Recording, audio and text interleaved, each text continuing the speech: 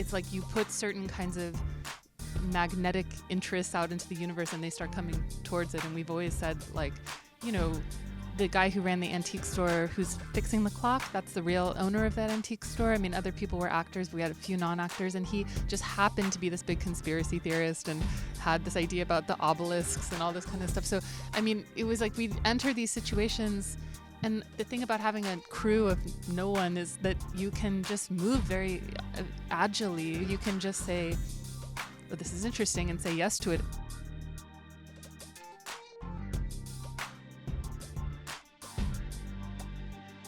First, let's talk about how the two of you conceived of this film. You already were friends. How did you decide to collaborate? What made you decide to make this film? Yeah, I think, you know, it was one of those situations where, like, things started to take shape in terms of just shared experiences of grief that people don't really talk about, you know, the particulars of daughters and fathers and that particular kind of grief and loss and kind of what it brings out in you. So, yeah, over the next 6 months to a year, we started, you know, we thought, oh, we should somehow shape this into a film. And at first that was maybe a fiction purely fiction project. And in the end, it became this sort of strange object that it is. So you didn't sit down and write dialogue for this film per se. You came up with scenarios and had the actors improvise around what the idea behind the scene was going to be. Yeah, I'll let Callie talk about that. Yeah, we had an outline for the film, and we had a kind of structure, and we even had more of a plot that ended up being in the final film. But yeah, we did it with the exception of a couple of scenes. The lawyer scenes were scripted because we're trying to get those right. But they were, you know, we were working them out the night before, the morning of. We had an idea of what the film was exploring, what the scene was exploring, or what it needed to do to move things forward. But I mean, as you can see, the film is about interaction. It like there weren't a lot of super plot dependent points, but there was a lot of emotional kind of plot dependency. So, but yeah, you can speak more. It makes no sense. I mean, when Courtney and I reconnected outside of a Hong Sang-soo screening, like she said, you know, we'd known each other for a long time, and I had rented this house up in, you know, Western Massachusetts, and I knew with the intention of making as many micro-budget feature films as I possibly could in 1 year, which happened to coincide with the strikes, and all you could do was make micro-budget films in that year, so it was kind of lucky timing. But I had this in mind that I also, I mean, fresh off of my own father's death and knowing that Courtney was very familiar with a lot of the things, like she's saying, like a lot of conversations coming about. And I was pretty deeply obsessed with my dad's like machines that he left behind and things like that. And as Courtney mentioned, it started out as a fully fictional film. And when we say what ended up being a somewhat improvised film, we don't mean like we just rolled the film because we had no budget, that we didn't have any leeway to just try things. So it was a way that I was familiar in working in other micro-budget projects where it was a version of that, where it was like we had an outline, we knew essentially like, you know, certain, it was almost like vignettes when we were like constructing the narrative. And then, yeah, we would write the scenes in the morning and work with the actors on the day, and that's how we got through it. So a lot of the archival really is your dad. I don't know if people realized or not. Yeah, that's my real dad. Callie's dad. Did you ever feel worried about using your real dad in it, and worried about how the film would make people feel about your dad, and as your family seen it? Of course, my family has seen it. My mom what was. did they think of it? My mom was at Locarno. And she was sitting next to me. She's I was like, oh, it's okay. But they loved it. My sister really felt connected to it. My mom really felt connected to it. Yeah, of course, I was deeply protective of him throughout the whole process. There were certain things that I think I, in particular, really didn't want to include because it just didn't feel like part of the film. So it was a tricky, complicated process of protecting him and also telling,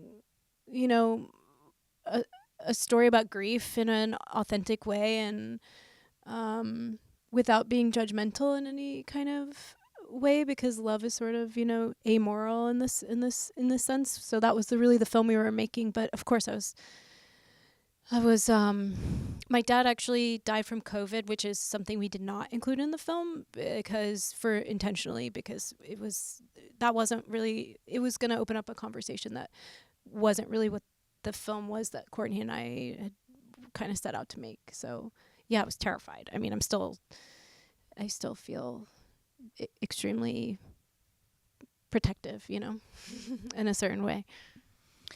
I wanted to talk about I started rewatching the original Twin Peaks last week. Did you? Wow, the impetus to revisit Twin Peaks.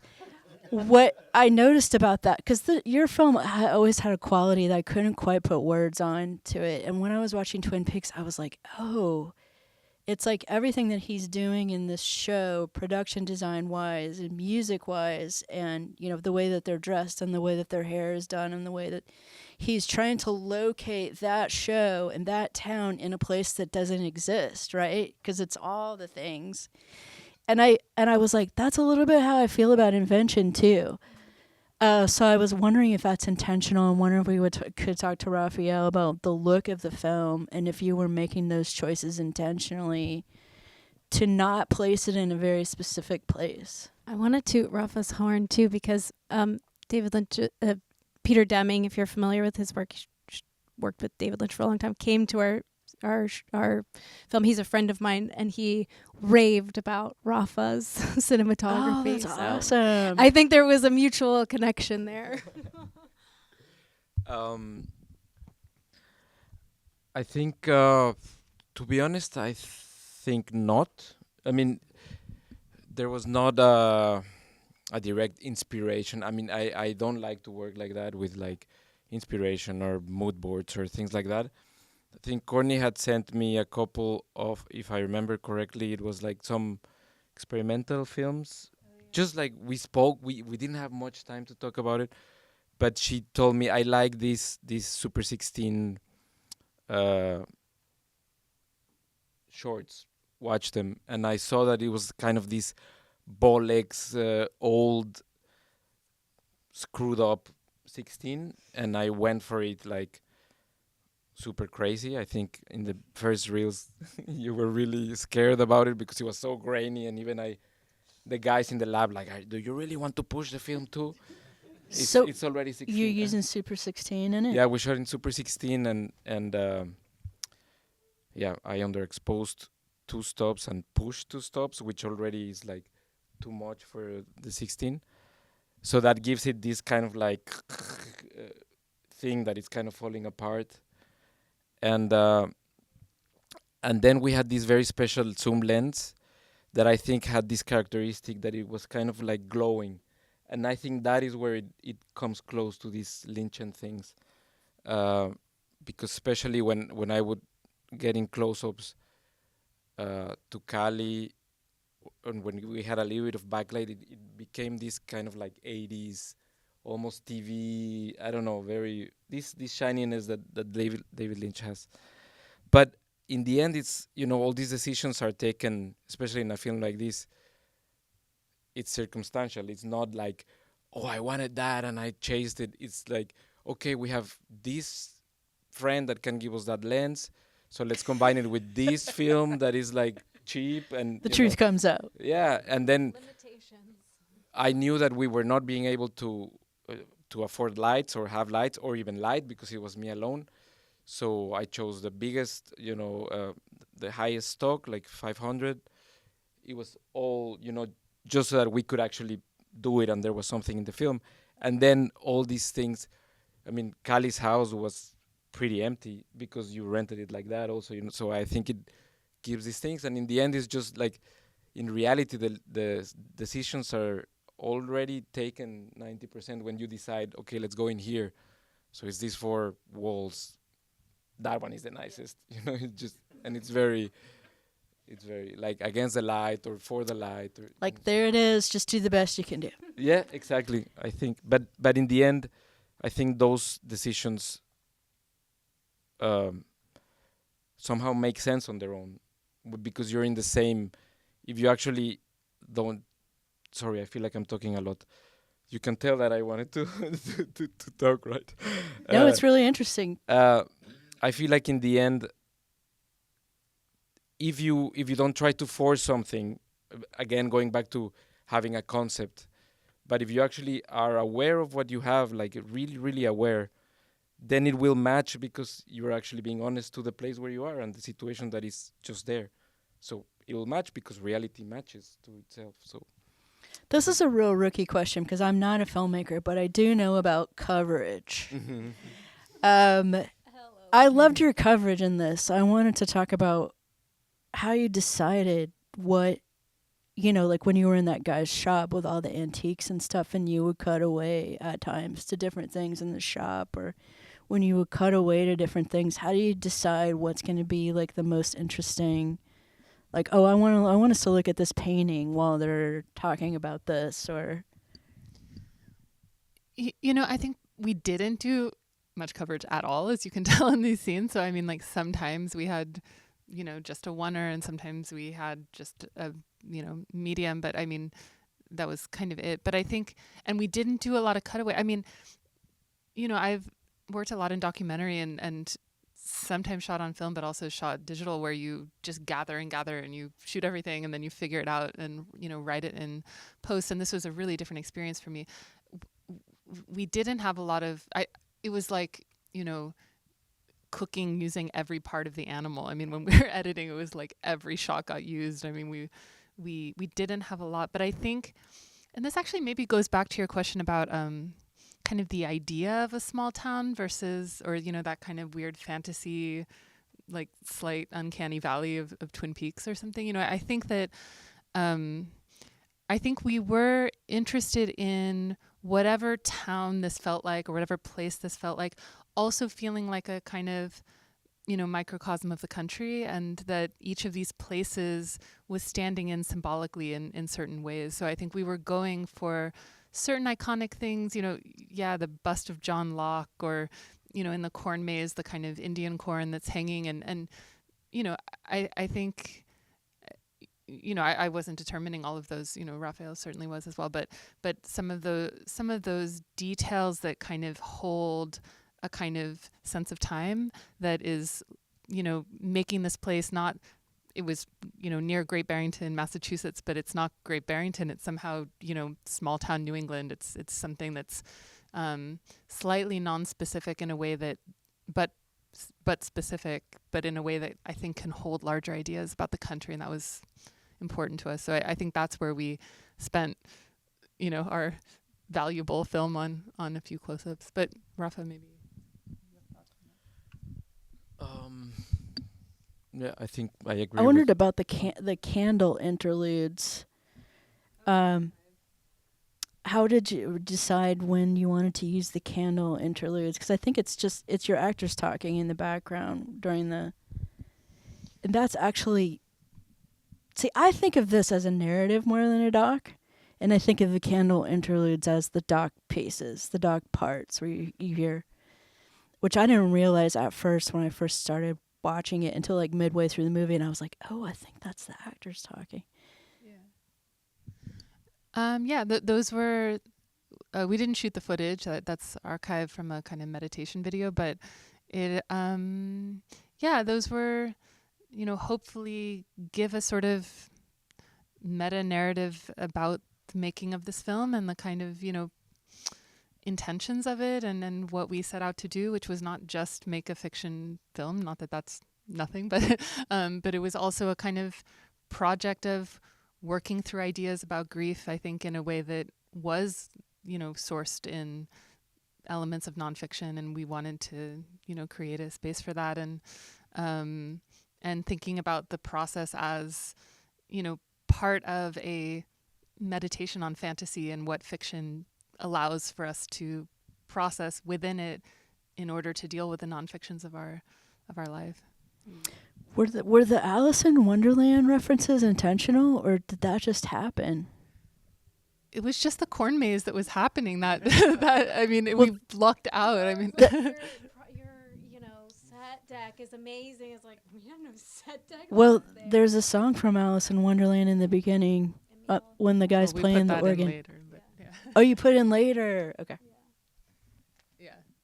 Yeah. I mean, there were a lot of things I would say in this film that were lucky, very lucky, and very, it's like you put certain kinds of magnetic interests out into the universe and they start coming towards it. And we've always said, like, the guy who ran the antique store who's fixing the clock, that's the real owner of that antique store. I mean, other people were actors, but we had a few non-actors, and he just happened to be this big conspiracy theorist and had this idea about the obelisks and all this kind of stuff. So, I mean, it was like we enter these situations, and kind of like as Rafa said, I mean, the thing about having a crew of no one is that you can just move very agilely, so you can just say, oh, this is interesting, and say yes to it. It's not like you're undoing your shot list. You're just responding. So you don't to think the the lost penis of Osiris is real? No, I do. So I do. rude. I will add to that. I mean, I spent the winter alone in the house that I'd rented to make all these movies in. And in that time, I am not from Western Massachusetts. I am from Texas. It's foreign to both Courtney and I, which I think we both like really dug into. Our first initial film was called Dick at the Dump, and it was a fully narrative idea based on this man named Dick that I met who worked at the dump. And we had this idea of sifting through trash, and is a, sort of psyche correlation, but that went out the window. But Dick did not seem interested at all. But I will say, getting to know this small town, and the town really lent itself to filmmaking. And the person who owned the grocery store who had the corn maze there let us shoot there. And Paul, I had known his son who was a painter, and he, owned this antique shop. And so getting to work with a lot of locals who were interesting, and like Courtney said, the magnetism of the film, sort of just it everything that was supposed to be when you see the funeral director, that's the real funeral director of that home. And it was called Simple Choices. And we couldn't make that up, I'm not sure anybody could play that funeral director better than that funeral director. So, yeah, it was very lucky. And also, it's a lot of old school poets and painters and things out there, and so it was we were very fortunate and lucky. And but even down to Joe Swanberg, we had initially thought, oh, he'll play a doctor. No, and he was like, well, I got a mullet, is that cool? And we're like, well, okay, he's not gonna play a doctor. So it was improvising this way where much of what Rafa was talking about, you are given all these limitations and you work within those limitations, and the result was this, and a lot of magnetism. Rafa, did you have something else that you wanted to talk about? I think I interrupted you. I can't remember. No, sorry, I don't remember. Okay. Maybe it comes Well, outside we were talking about shooting the actual machine. So that machine is not something your dad invented. But he had one. But the machine you shoot in the movie was someone else's. It did not machine. belong to him. It was my dad's machine was stuck in Colorado, and we couldn't. It was 4 feet tall, so we couldn't get it. He owned one, but he he wasn't an inventor. But these kinds of machines, I mean, how much you want to know? It's these kinds of machines, it's a very niche part of medical technology. So it's you have to get a license to own them, and they really are, a lot of them, recalled by the FDA and all these sort of things, So he had like 2 garage fulls of, I mean, he had everything, like polygraphs, illegal feathers, like whatever, you name it, he had it. So this was just one of the things that he had. Yeah. So the machine that you shot, was there any kind of special effects or anything that you had to do to No, make the machine do that, or is it light? It lit up like that and made that sound. it lit up like that, and it actually sounds like that. So when we were there, I think, I mean, in terms of shooting, the complicated part was that these machines are very expensive, apparently, and very complicated, and they're connected. Then, they make their own electrical, almost like when you have a sauna that you have to put our own like higher voltage.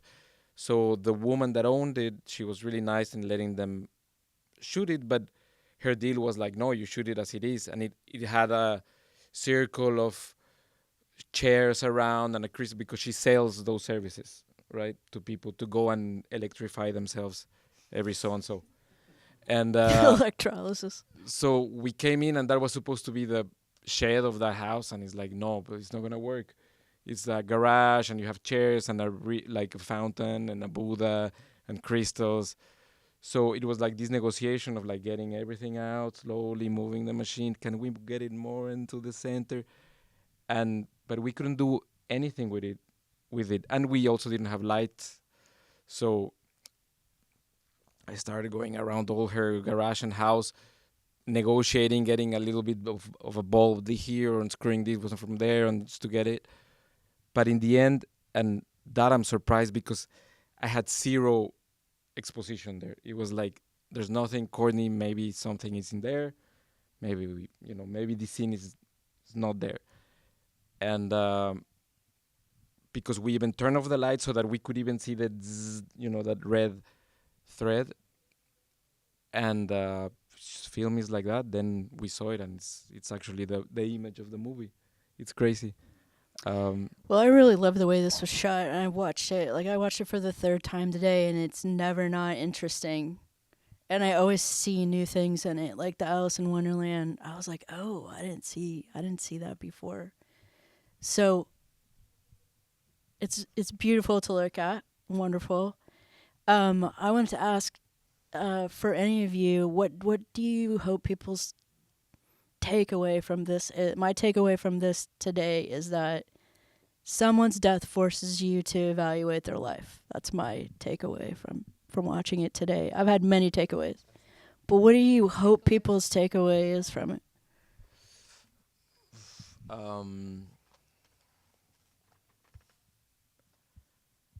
I think for me, this movie was more,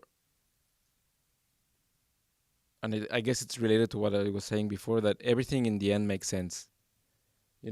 She had these tapes of her father, and somehow they make sense now, at least at this point, they made sense into making this movie, these boxes of papers that were there, this house, these friendships, all these mistakes or stresses that we had shooting this random stuff. And I was like, I left back to Switzerland. I live in Switzerland, and I just came to shoot this, and then I left the next day, and I was like, good luck with whatever. Yeah.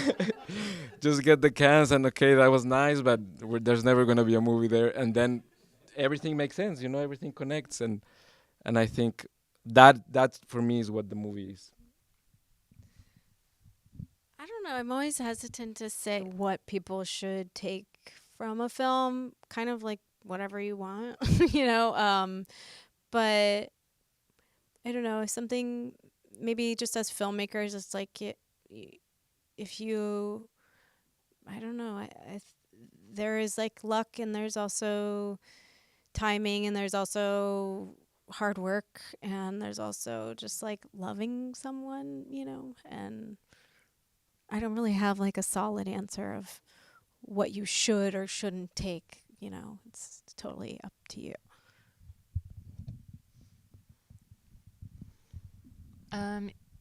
Yeah, I feel similarly that to what Callie said, that in a way, like, I think working in smaller films and like nonfiction and in experimental film, I always had this faith, like if you just had some interesting images, you could just make something interesting. Like I had this faith you know, you could work for nothing and do something, and doing something fiction felt maybe that it can't work that way. But in the end, I think it kind of did, you know, that we had a lot of kind of, we were truly interested in the ideas we were exploring. There was some emotional, like real vulnerability inside of this and emotional honesty. And in the end, that's more important than knowing where you're going sometimes, you know, in terms of what people will sit with and take seriously while watching something. And I think we're all shocked that, you know, it's really had a life and it's played around, and you know, it could have not worked, and it somehow, you know, is something, you know, and it doesn't follow a form and still found a life out there somehow. So it was we're really grateful. I think it made me think about also, it's a movie that makes you think about what's worth being shot, what's worth being on camera. When they're in that corn maze, you know, those decorations look like a Banksy. They look like Dismaland. Did you ever see Banksy's making fun of Disneyland? It's called Dismaland. That's what it looks like, a Banksy corn maze. It's like, these decorations are so weird, but also like perfect. And I think that's something that I loved about this too. And I also, like, while I ask myself, why didn't they just make this a straight narrative, I have to acknowledge that the way that you made it not a straight narrative makes it a more special film to me.